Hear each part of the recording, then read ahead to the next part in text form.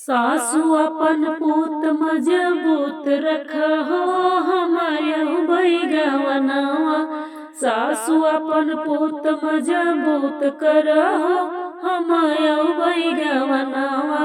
सासु अपन पूत मजबूत करहो इसो बैगवनवा।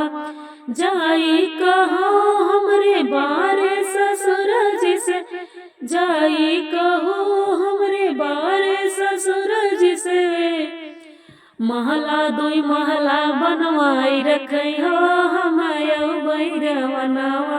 महला दुई महला बनवाई रखै हो हमायहु बैगवनवा। सासु अपन पूत मजबूत करहो इसो बैगवनवा।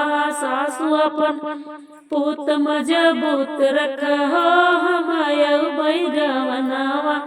जाई कहो मोरे बारे जेठा जी से, जाई कहो मोरे बारे जेठा जी से।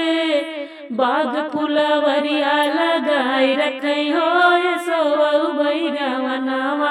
बाग फुलवरिया लगाई रखै हो हमायहु बैगवनवा। सासु अपन पूत मजबूत रखहो इसो बैगवनवा। सासु अपन पूत मजबूत रखहो इसो बैगवनवा।